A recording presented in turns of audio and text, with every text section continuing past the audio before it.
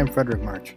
I'm here to show you what the best practices are to change your life and to become more successful in everything you do. This is episode 14, Inspirational. Hi everybody, how you doing? Rev Fred here. So this podcast is, I'm actually in the process of reading a book, and it's part of this whole process that I'm going through of changing my mindsets about myself and my situation, and trying to figure out what motivates me. What is the reason why that maybe I'm overweight, that physical issues and other things. So one of the things, I won't mention the book yet, maybe later on if I find it works its way out pretty good. Well, for now.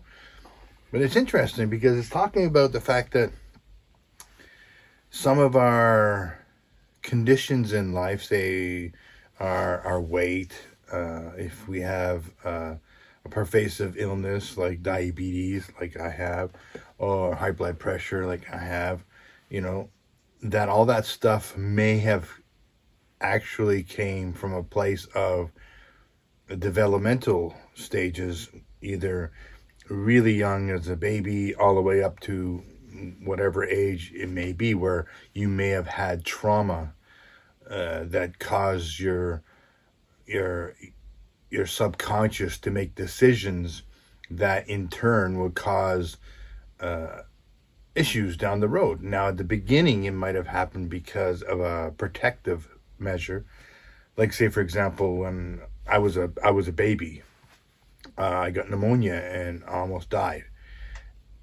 We were pretty poor even when I was a kid. So it's the possibility that back then, that stuff caused me to think to myself as a little baby. You don't make a conscious decision, but a decision like, oh, what's the point of crying? You're not going to get what you need anyways because they just don't have it. So I will repress my emotions and I'll just wait to see if I ever get any, the food or the warmth. Because the reason I had pneumonia is because we were very, very poor and lived in a small little house, a little shack. It had no heat, and it was the middle of winter in Newfoundland and Sudbury, and I was very, very, very cold. So, perhaps that was part of it, Also, part of it is your parents, the way they grew up and the thoughts that they had that they then turned into themselves, and then they walked it out. And so even though they might not have known that they were causing you to want to repress your needs because it wasn't going to get met anyways, and so as a protective measure to keep you from expending energy by crying or trying to get something, you stopped it. Because it's not because you become a good kid and never cry. It's because you never got what you needed anyway, so why even do it? So might as well save that energy. At the time, it was probably a very important factor in you staying alive or whatever the situation is. But down the road, it becomes a detriment because you repress. Like for myself, like I repress feelings, and then when you're growing up and you're in a situation where somebody's an alcoholic and they're violent and they might abuse you in some way, and how that love is conditional and they get upset with you, or so then when it comes to relationships, everything's conditional. Like, if you're not a good person, you don't get what you need. So we get to a point where you try to be nice to everybody. You try never to be upset. You try never to have a reaction. You try never to, because, people just don't like it. They don't want to see you upset. They don't want to see you angry. They don't want you. And so you just repress those feelings and those emotions. Well, that repression can actually cause physical conditions. So it's interesting, I'm walking through this process. I'm listening at it and learning it, and I'm going to get to the point soon where that talks about how to rectify past situations like that, which I'm looking forward to, because I really feel like this book really is speaking to me, and I really do understand it. There's probably a lot that you go into. Like for myself personally, I have very little memories of myself as a child, very little. So, and emotionally, I'm actually pretty. I've always looked at it as a character benefit, that I don't get the highs and the lows. I stay pretty consistent, and as far as interacting with people, it's somebody gets upset, I stay calm, and so it's all great. I always thought, hey, that's a good quality to have, and maybe it is, but at the same time, I'm not actually feeling it. So if I'm not actually feeling it, apparently people who have gone through this process have learned that, of abuse they didn't even know about, and I was left alone with my dad's father, who was a really, really nasty person. Apparently he abused sexually everybody in the family. So I was left alone with him because my mom had no choice. My father had passed away. She had to go to work. She had to make money, and he would lock me in the little cellar underneath the house. So who knows what kind of abuse happened, because I don't remember it. I have no clue. So maybe something happened that I repressed, and then I kept repressing, and and and even when my brother's father would get drunk or stoned and get upset and decided he wanted to take it out on me, I never felt anything while it happened. I didn't let him take that from me. Yeah, he could hurt me and beat me and bruise me, but I wasn't going to let him take my physical emotions. And so for me, that was a protective measure of it, and maybe it was a very good protective measure, but maybe it also caused other things. And so now I'm struggling with diabetes. Now, you can say, and I would agree, that maybe the diabetes is because of the eating issues, but maybe the eating issues is because of the diabetes. Maybe there's something in me that were repressed, and a compensation, that compensation caused me to eat to feel comfort, because what else was I going to use for comfort?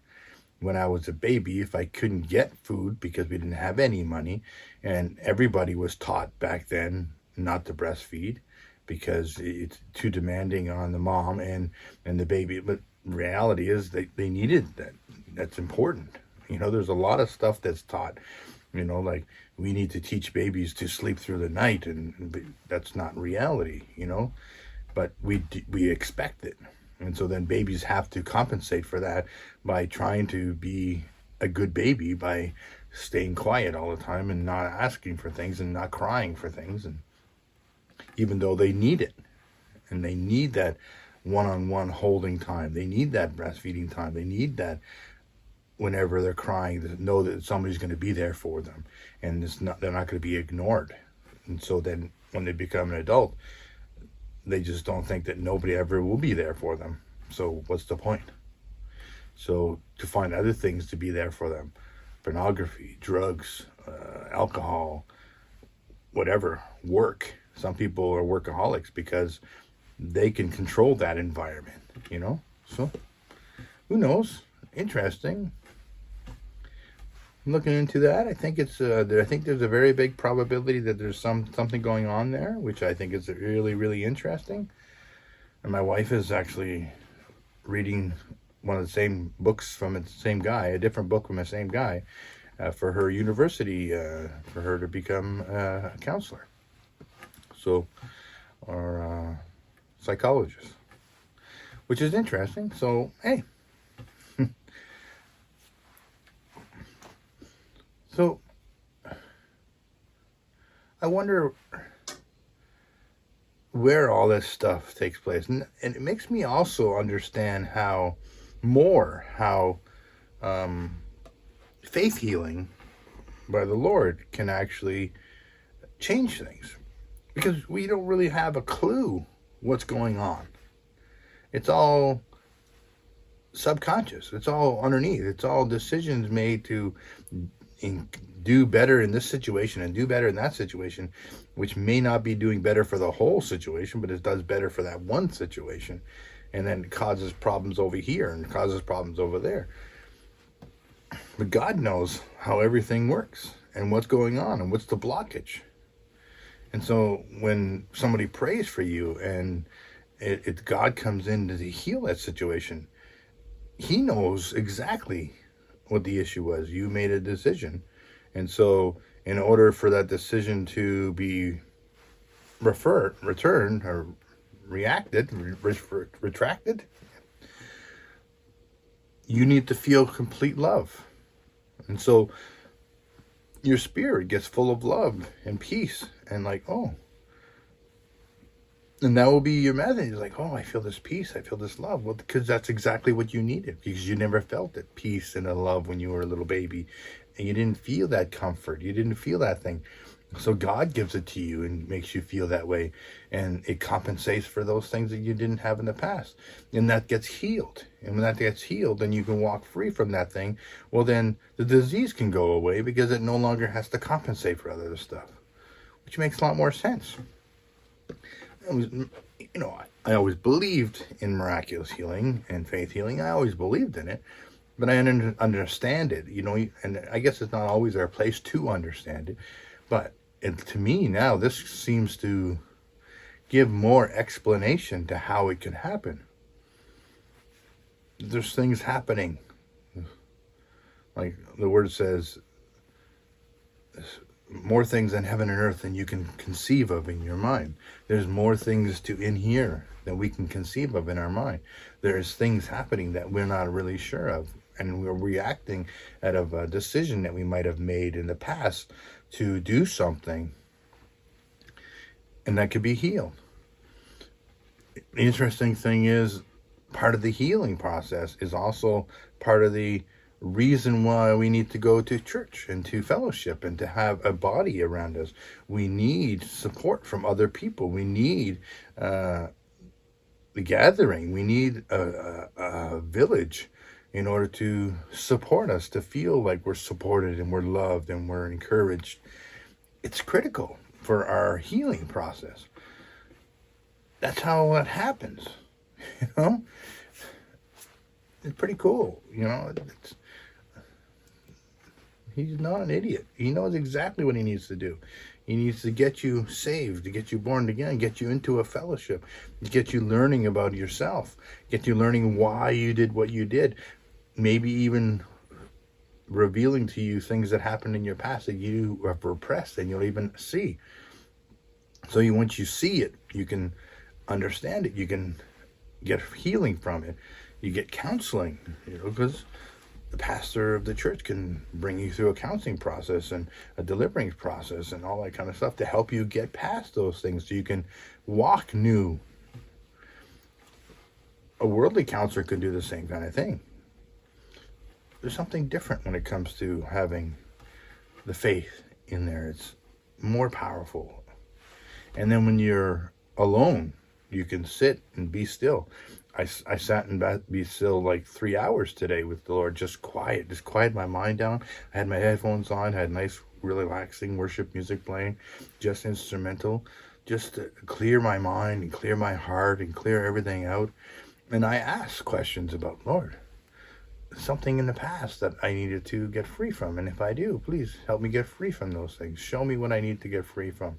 Show me where my stuff was. I did that in prayer time and just being still and knowing He is God and just closing everything off and doing that. It's a really important thing to do. And the Bible even says the Holy Spirit resides in us as our counselor.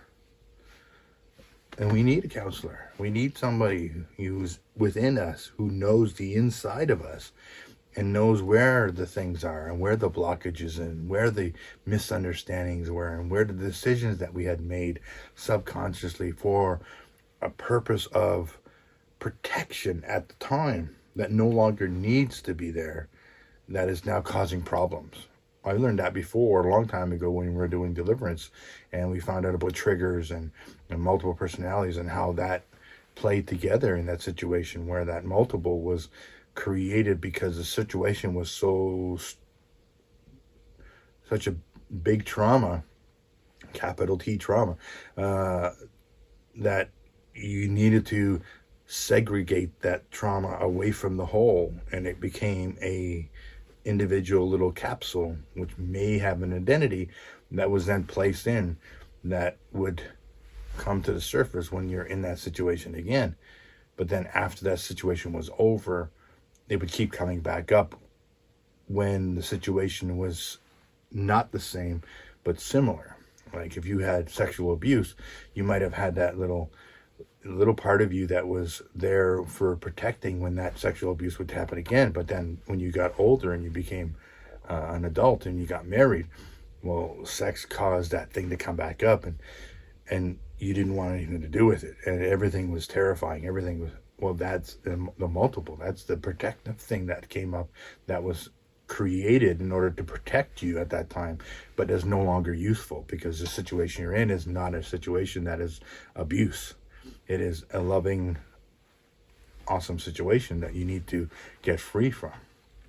And that's where you get pastors and counselors and coaches to help you get past those things. But it's a thing that created in order to help you get past something that afterwards can cause problems. And we already knew that that was a situation that we've learned about in as far as counseling and coaching that we did when I was in the Freedom Team.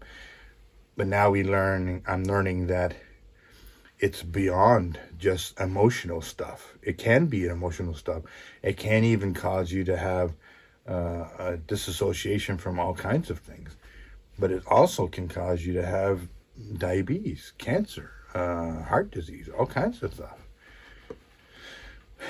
Which is interesting. I think there's a lot of people who would say, I don't believe that. I don't think that's accurate. I don't think that's true. I think there's a genetic component. But even in my research, in my studying that I've done in the past, genes are not what we think they are. People used to say genes are that permanent. This is your genetic code. This is who you are, and that's it. It's never going to change. But now we know that trauma and other things like that and stress actually can modify your gene expression. And if you modify your gene expression, that means you're modifying your genes. So, and then somebody could have a gene for cancer and it never develop. And so then if you have a gene for something and it never develops, what's the point of it? It's just there. There's a gene for everything in there. And so sometimes the gene expression gets modified because of environment, because of behaviors, because of whatever. And so genetically speaking, we are not fixed. We are in flow. And sometimes that modifies. And so if you are repressing feelings of something and it's causing a problem, and I'm not sure yet how that problem manifests or has place, but it causes a problem. That causes a problem that modifies your genetic code, which maybe can activate that diabetes potential that's in your genetic code, that pulls it up and say, oh, now somebody looks at it and says, oh yeah, you're genetically predisposed to diabetes. Yes, genetically predisposed to diabetes I am now because of my eating habits, because of a repression of my emotions or whatever the situation is. I'm not a doctor, but I'm just saying it's very interesting how our thought life and our feelings and the lack of love and compassion, and that can change the way we feel about ourselves. And even for me, like, I was bullied a lot in school, so I learned to compensate by being extra outgoing, being funny and joking about stuff and laughing, and became a part of who I am. And I became known as the funny guy, and self-deprecating, call myself fatty and all kinds of stuff just to get a laugh out of people. not because I really felt that it was funny. It was a protective measure that I put in place. It was a way for me to protect myself against somebody else saying something to me first. And if they did say something to me, I just joked around with it, and it looked like it didn't bother me, but it did bother me. It bothered me probably more than the average person because I'm very sensitive in my heart. But I had to shut that down a long time ago. I had to repress the compassion for other people, even because it caused me a lot of problems. So I had to do that. But it caused me all kinds of issues. It's so much so that it's funny because I enjoy making people laugh. I enjoy being funny and outgoing, but it wasn't until probably a few years ago that people would tell me that I was mean. And somebody would say, you're very cruel. You're very mean with your jokes. I'm like, what? My perception of who I was is a really nice person, and that's what I wanted to be, and as far as most people were concerned, that's who I am. But I did then would look back at that situation when somebody would say that to me, and I would notice that person who I was interacting with would be somebody who is popular, who is outgoing. And my reaction, because that's usually what a bully was, somebody who's popular, who was outgoing, who was then a bully who would attack me. And so what I started doing is I started attacking them verbally with harsh sarcasm and mean sarcasm, and making them look stupid and making them look, because I was trying to protect myself. After I realized that, man, it was hard for me to look at and deal with. And I would tell you that now, that I am not as funny as I used to be. I don't crack jokes like I used to be. I'm not as sarcastic as I used to be. I'm just not as funny as I used to be, because I no longer use that as a means to protect myself. So and I used to be so outgoing, and I would be the life of the party, and now I could sit in a corner at a party and not talk to anybody, and I'm fine.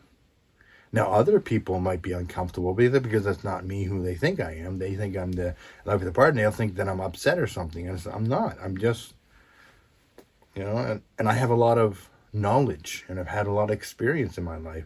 And so sometimes I'd be in a situation where somebody who's intelligent was talking, and then I would just jump in and trying to prove that I'm smart as well, and to dominate the conversation by being the one talking, which I thought made me look smart.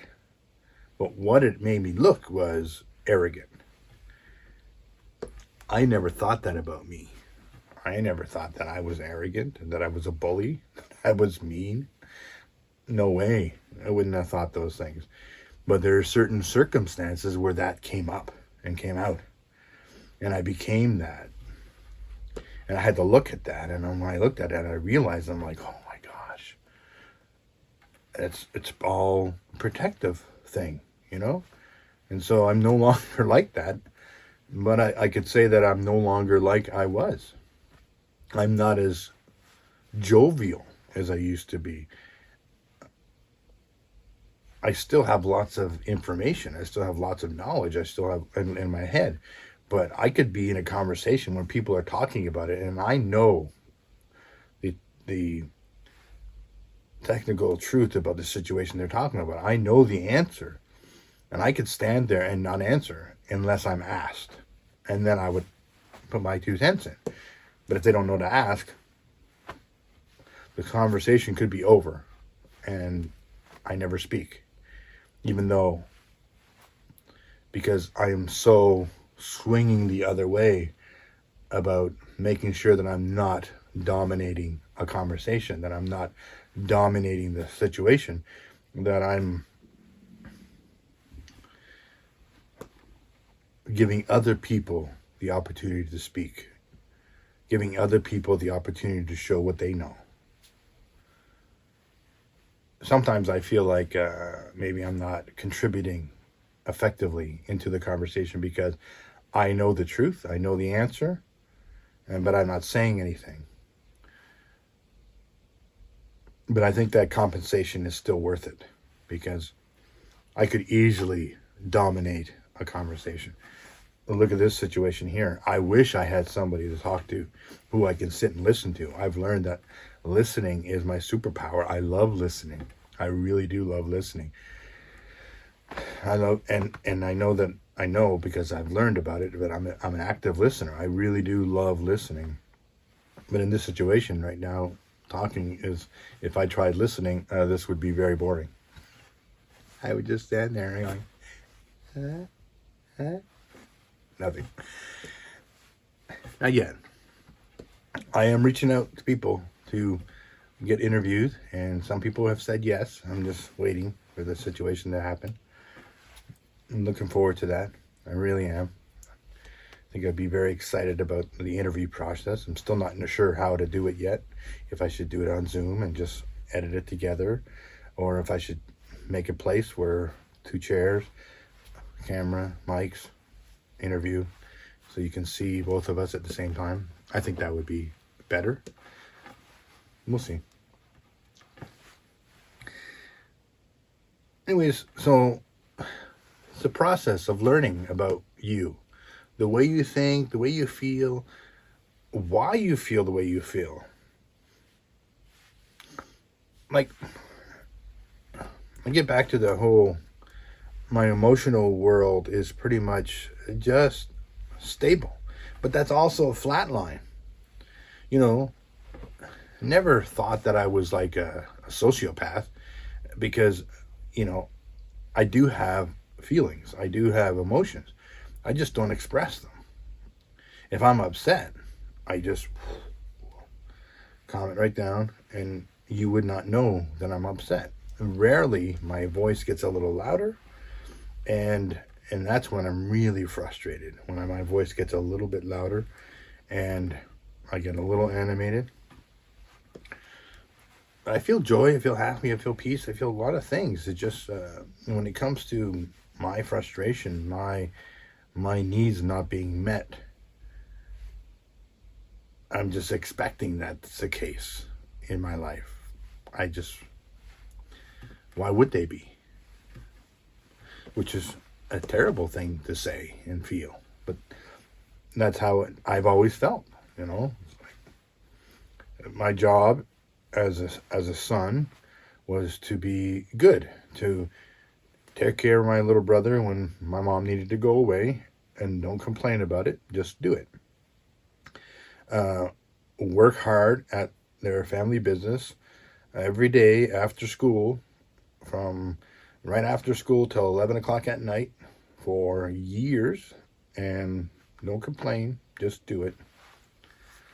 No weekends off. I was compensated. They paid me to do it, so I had money in my pocket.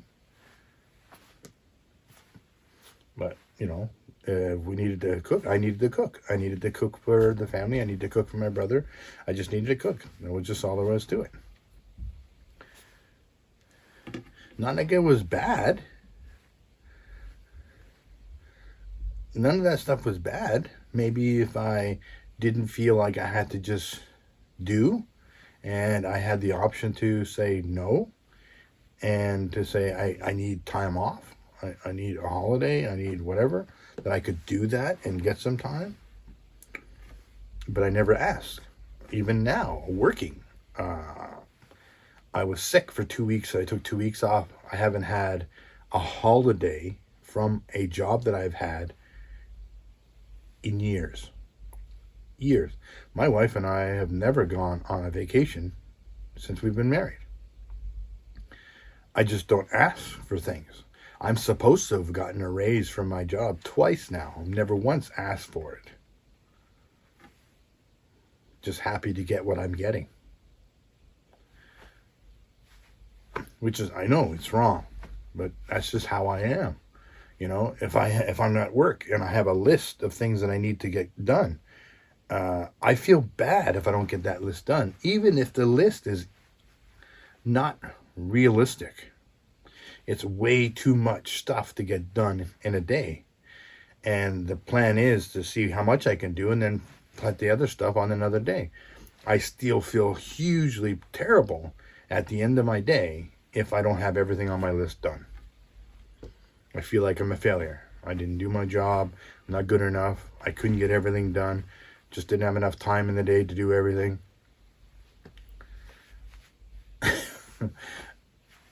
They don't say that to me. That's what I feel. Weird, eh? Yeah. Anyways, so I'm learning, changing. 55 years old, never too late to learn. And I'm not critically ill. Yeah, I'm dealing with this weight issue. Now I'm dealing better with it. I'm doing much better with it. I've been feeling like a real failure in the last week. Just feel like a failure. Just it happened before. I'm going through the process. I got sick. I wasn't able to do the things I wanted to do. I started doing them, and then I started feeling like a failure. I started feeling like, I wasn't good enough. I'm not going to accomplish this thing. I'm not going to do this kind of thing. These stupid mindsets that keep pervasively coming in, probably because there's something in the back that's causing me to feel that way, to protect me against failure, to protect me against not trying to step past with something I can't do. It's been a part of my life, my whole life. I was in martial arts. I was in Taekwondo for many years, and at one time, my sensei wanted me to be part of the very first Taekwondo Olympic team. I was a black belt. They wanted me to be in the Olympic team. There was a few of us in the class that were really, really good, and so he picked me, a couple other people, and I said no. I wasn't interested. It was too much work. You can imagine if you were on the Olympic team, even if you didn't do well, that's something you can say. I went to the Olympics to fight in Taekwondo, but I didn't, because I just predetermined that failure might take place, and I just said no. I will try things. My whole life I've been this way. I will try things, and I will be able to pick it up pretty quickly. And I just say no, and I'll just give it up. Because just because I know I can do it doesn't mean I want to continue to do it, because what if I get to the end and I don't succeed? That fear of success, or failure, I'm more likely to say. Not success, more failure. So there's that. Even this podcast that I'm doing today, this podcast right here, I was in my really 2 days ago, I was like, well, what's the point? What's the point? I'm supposed to do another one today. I was in my mind thinking about, okay, what am I going to talk about? What am I going to do? So I started thinking about it. What am I going to talk about? And it was I'm like, what's the point? Maybe I shouldn't even continue. Maybe I shouldn't do it anymore, because I'm not getting a lot of views at this point. I'm not really out there. It's not making any kind of an income. It's just something that I'm putting out there. I'm just doing it. And, it's not really giving me a return, except the fact that, but I also know that it's something that it's not overnight. It takes time. You're consistent, you're persistent, you keep on doing, and it has the potential to be successful. But I thought to myself, what's the point? And then I thought, okay. I stopped for a minute, and I closed my eyes, and I was like, Lord, I'm praying, Lord, I need to know that I'm okay. Everything's going to be okay. I'm working this process. I'm doing this thing, and, everything's going to be fine. And I'm doing what I'm supposed to be doing. This is a calling, I really feel that part of this podcast is what I'm doing, is this calling is to teach people how to be still and know that he is God, and allow him to go in and teach you about yourself so you can get freedom, and so you can live your life happy and whole and free and walk with God the way you're supposed to. I feel like that's my calling, to do that. But I'm like, okay, well, the place that I'm ordained through is like, because you don't go to a church on a regular basis, we're not necessarily going to renew your ordination. I'm like, okay, so I reached out to the pastor and so we'll see what happens with that. But I'm like, I feel like this is my calling. This is my church. This is what I'm doing. Maybe they don't see it that way, but that's okay. Anyways, so I was like down, and I'm like, oh well, what's the point? Maybe I'll just put my effort towards something else. I'm trying to find a job, maybe video editing remotely, so I don't have to be out on the road all the time, and I could be more stable and that kind of thing. And so I'm looking, and nothing's happening. I'm like, and I get it's kind of like a feeling to say, oh, we'll listen to a podcast. I'm like, okay, I'll listen to a podcast. Maybe it'll, and I have these standard ones that I listen to, but I started listening to Mayim, my breakdown, I think that's what it's called. So I listened to it, and she had this author on there who was talking about this stuff. I'm like, oh, I went on the Audible and I bought the book and started listening to the book and going through listening. I'm like, oh, that's really interesting. And at my job, I was at a location to check out a house and do an inspection before somebody was moving in and see everything was. When I left, there was a real estate guy who came in. I'm like, okay. And I had a previous conversation with a guy next door. I let him know about the conversation. Maybe there was an opportunity for a sale there. And I was like, oh, okay, that's very nice. We get outside. We have a conversation. And then he starts encouraging me. I'm like, oh, nice guy, really. And then I find out that, he's friends with Tony Robbins and Dean Graziosi, and he does all this motivational speaking stuff. I'm like, oh, well, he doesn't speak really, but he does a lot of this things. I'm like, oh, interesting, really interesting. And he really started encouraging me, And then I kind of felt, oh, man, this is a God moment, This is who could meet somebody randomly who is involved in the same world that I'm involved in, who listen to the same kind of things that I listen to encourage me, just to be there for me. Just to say, hey, I see what you're doing and keep going. You're doing it. You can do this. I'm like, cool. I'm like, oh, okay. And then I felt more, okay, there's a reason for this thing,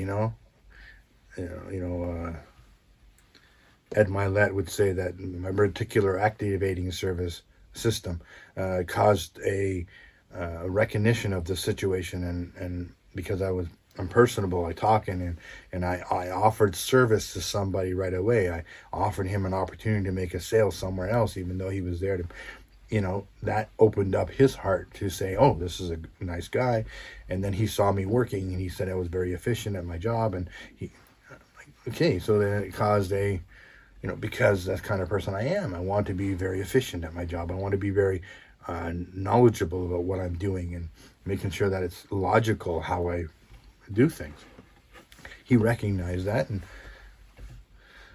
it encouraged me, It encouraged me big time. And then I'm like, okay. So then I called my wife, told her, imagine this, I was out there and I met this guy who knows Tony and because there's a lot of stuff that Tony says that is 100% on the money. He knows what he's doing. He's done the research. He's done the actual market research as well, because as he put it out there, he did it. He put it with lots of people. And what he's doing is all godly. It's all the systems that are in place that God has created in order for us to get to where we need to go.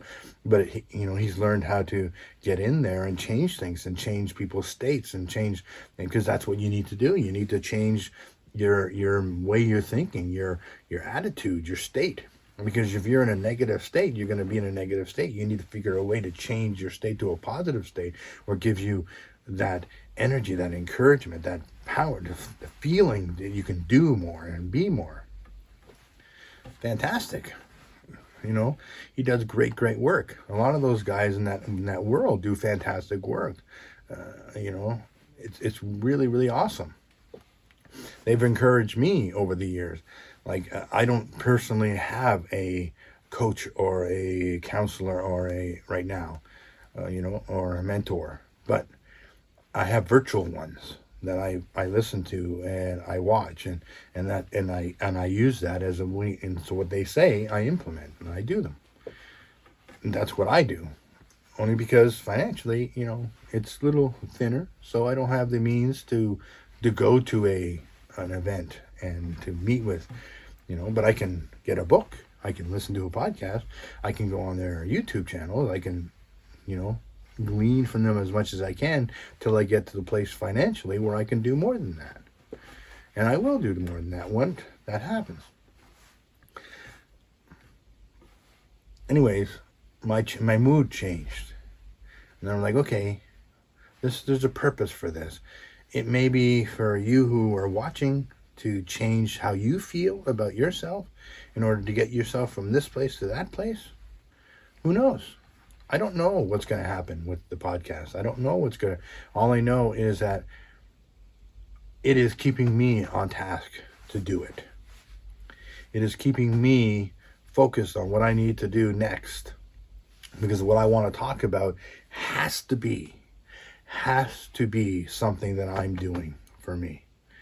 I can't talk about something that is somebody else's opinion that I'm not implementing myself and trying to figure out how that works for me. I can't do that. It's not genuine. It's disingenuous, in fact. So I want to be genuine. I want to be, this is who I am. This is what I'm going through.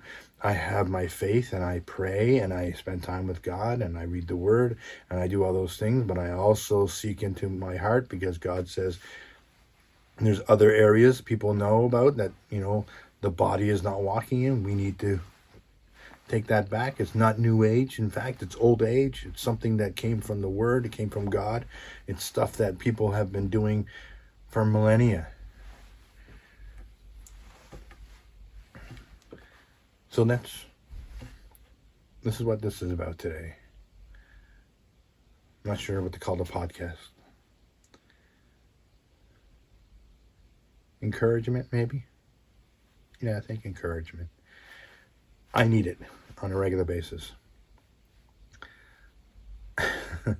Right now on my podcast, when I put it out there, my YouTube channel, my mom is pretty much the one that encourages me. And it's very nice of her. She says something on almost all my videos and telling me that I'm doing a great job. And I appreciate that. I really do.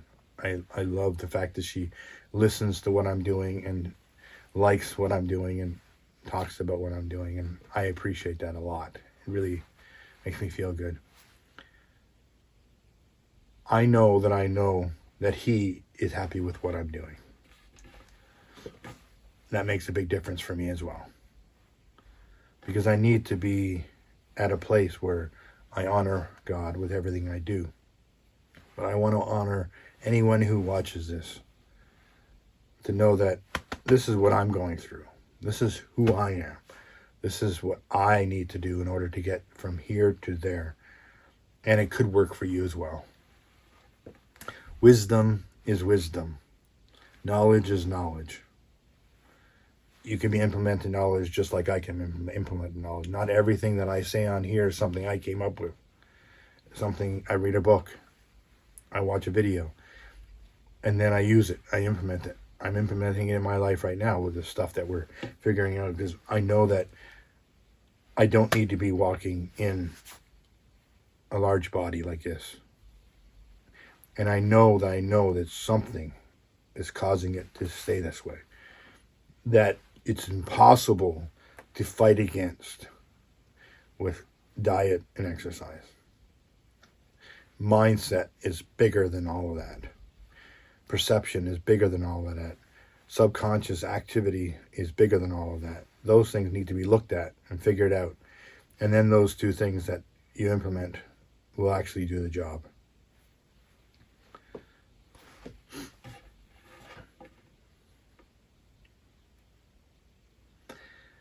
Okay. I love you. I really do love you. I love you so much. I'm going to give you a big, huge, great big hug. This big bear hug. I love you. I love you. I love you. I hope you, I wish you, I pray for you to have peace, to have joy, to have happiness, and to have freedom to feel how you feel, express how you feel, and not to be repressed. We all need that. We all need a safe place to express without condemnation, without telling me that you're wrong. You're not wrong. That's how you feel. Maybe not accurate, but you're not wrong. I love you. Hope this inspires you.